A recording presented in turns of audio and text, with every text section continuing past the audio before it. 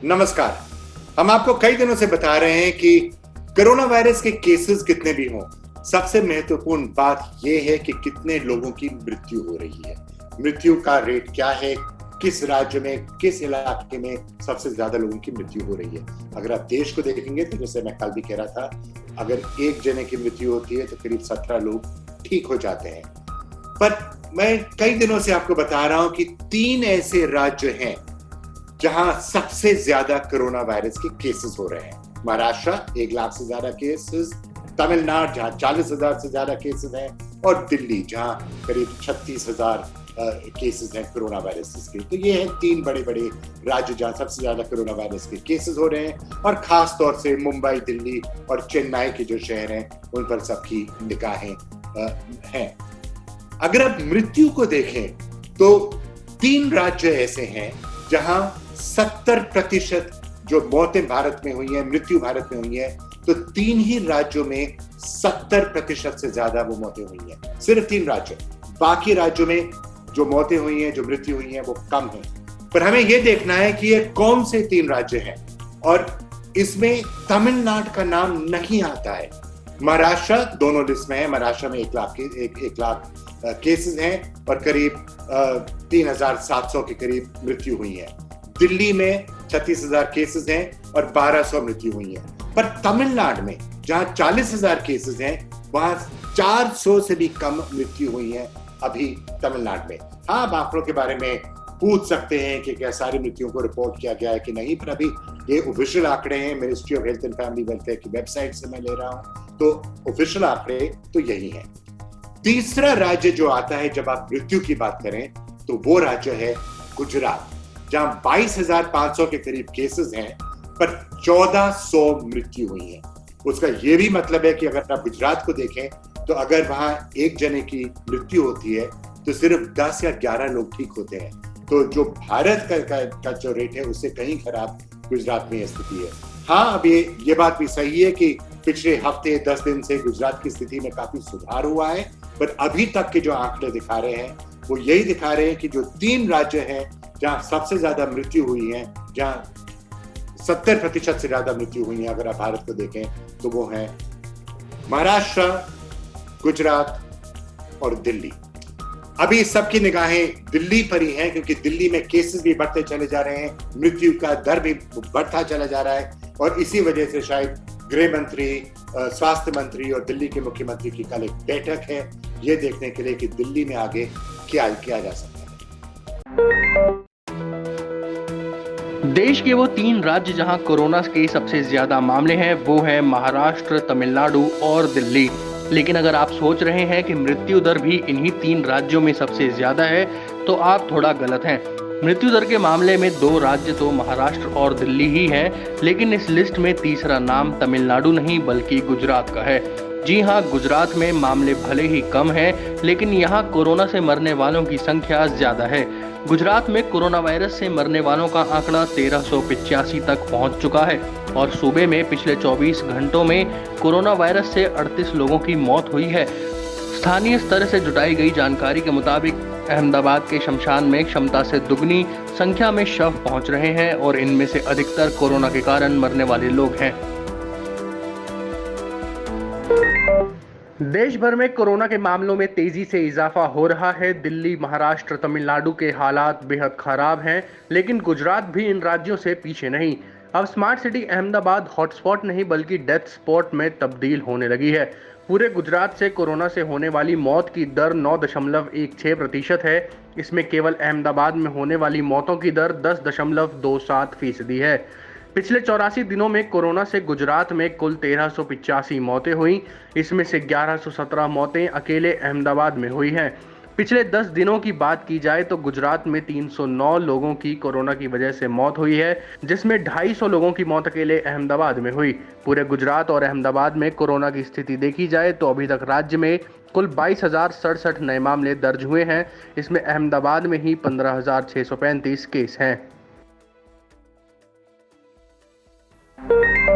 केंद्रीय गृह मंत्री अमित शाह रविवार को दिल्ली में बढ़ते कोरोना के मामलों पर एक अहम बैठक करेंगे। इस बैठक में केंद्रीय स्वास्थ्य मंत्री हर्षवर्धन, दिल्ली के उपराज्यपाल अनिल बैजल, मुख्यमंत्री अरविंद केजरीवाल, एम्स दिल्ली के निदेशक डॉक्टर रणदीप गुलेरिया और स्टेट डिजास्टर मैनेजमेंट अथॉरिटी के अधिकारी शामिल होंगे।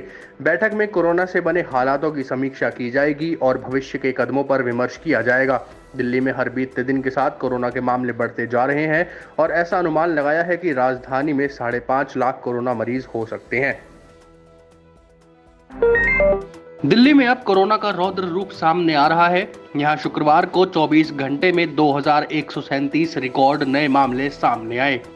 लेकिन इससे भी डराने वाली बात यह है कि शुक्रवार को यहां 5,947 लोगों की जांच की गई, जिसमें से 2,137 लोग कोरोना संक्रमित मिले, यानी संक्रमण की दर 35% है। चिंता करने वाली बात यह है कि यहाँ रिकवरी दर भी लगातार गिरती जा रही है।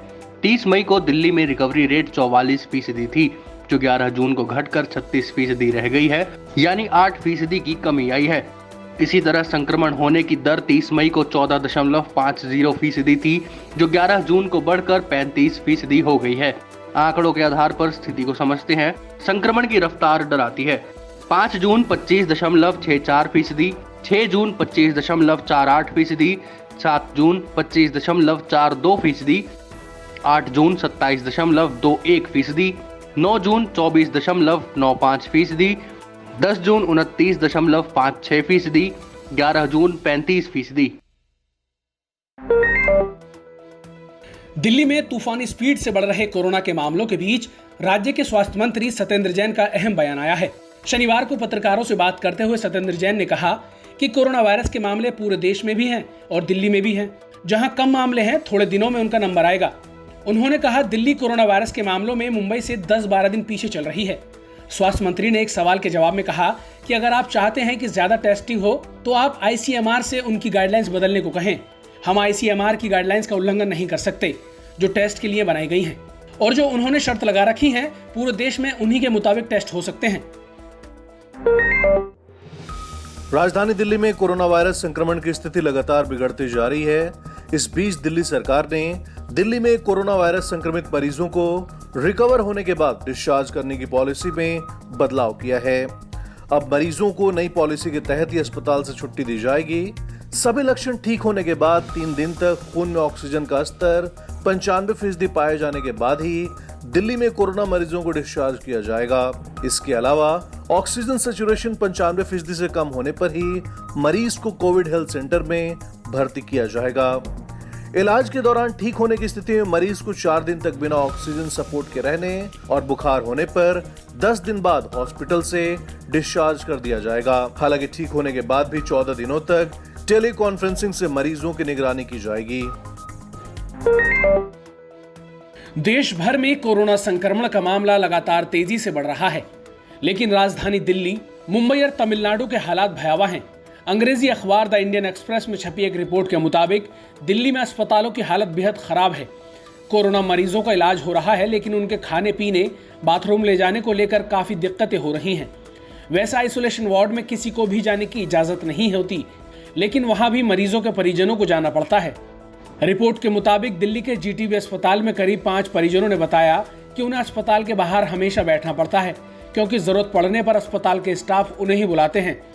ऐसे में अब सवाल यह है कि जब मरीज के परिजन कोरोना वार्ड में जाएंगे तो उन्हें भी संक्रमण हो सकता है, जिससे वायरस के फैलने के चांसेस बढ़ जाते हैं। दिल्ली से सटे यूपी के नोएडा में शुक्रवार को कोरोना विस्फोट जैसे हालात बने। शनिवार को आए आंकड़ों के मुताबिक यहां बीते 24 घंटे में कोरोना के 95 नए केस दर्ज किए गए, जो एक दिन में दर्ज हुई सबसे बड़ी संख्या है। चिंता की बात यह है कि इन लोगों में 13 ही लोग ऐसे हैं जो पहले किसी कोरोना मरीज के संपर्क में आए थे, जबकि 4 मरीज हेल्थ केयर वर्कर्स हैं। इसके साथ ही जिले में कोरोना मरीजों का आंकड़ा बढ़कर 830 हो गया है। इसमें से 477 ठीक हो चुके हैं, तो 341 का फिलहाल इलाज चल रहा है। नोएडा प्रशासन के मुताबिक कुल केसों में से 40% से ज्यादा मामले दिल्ली से ही आ रहे हैं। वैसे पूरे उत्तर प्रदेश में फिलहाल 4451 एक्टिव केस हैं और 7292 लोग कोरोना को मात देने में कामयाब हुए हैं। महाराष्ट्र सरकार ने कोरोना टेस्ट के लिए फीस को तय कर दिया है। सरकार की तरफ से इस कैप के बाद अब टेस्ट लैब्स इससे ज्यादा चार्ज नहीं ले सकेंगे।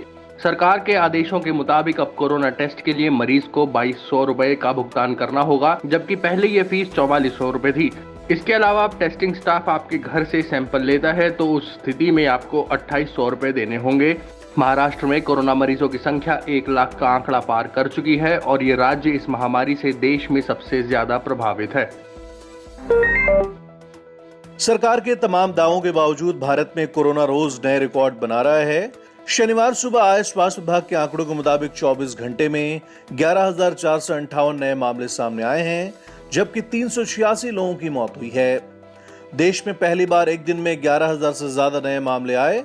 इसके साथ ही देश में अब कोरोना संक्रमितों की संख्या 3,08,993 हो गई, जबकि मरने वालों की संख्या भी 8,884 हो चुकी है। कोरोना के कुल मामलों में भारत दुनिया में चौथे स्थान पर है, लेकिन मामले बढ़ने की रफ्तार में हमारा देश दुनिया में तीसरे नंबर पर है। अब अमेरिका और ब्राजील के बाद एक दिन में सबसे ज्यादा मामले भारत में दर्ज किए जा रहे हैं। इन सब आंकड़ों के बीच राहत की बात सिर्फ कोरोना से ठीक होने वालों की संख्या है। देश में अब 1,54,330 लोग इस बीमारी को हराने में कामयाब हो चुके हैं। कोरोना से रिकवरी रेट भी बढ़कर 49.94% हो गया है। देश में फिलहाल 1,45,000 से ज्यादा एक्टिव केस हैं।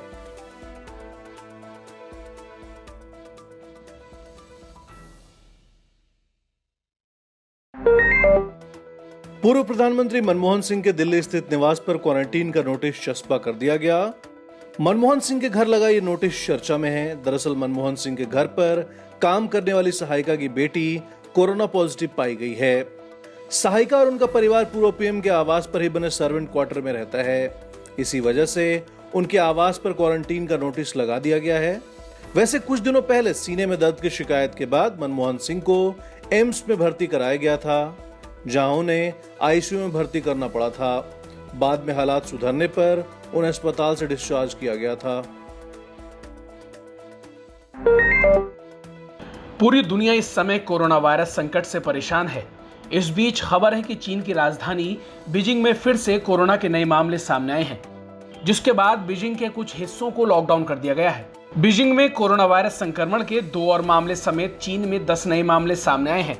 शुक्रवार को यहाँ के 2 बड़े बाजारों को बंद कर दिया गया था। खतरे को देखते हुए पास के स्कूल और किंडरगार्टन्स को बंद कर दिया गया है। बता दें कि बीजिंग में 56 दिनों बाद गुरुवार को पहला मामला सामने आया था, जिसके बाद शुक्रवार को 2 और लोग कोरोना से संक्रमित पाए गए। इससे चीन में वायरस को लेकर चिंता एक बार फिर बढ़ गई है। चीन में अब तक 83,075 लोग संक्रमित हो चुके हैं। वहीं 4,634 लोगों की मौत हो चुकी है।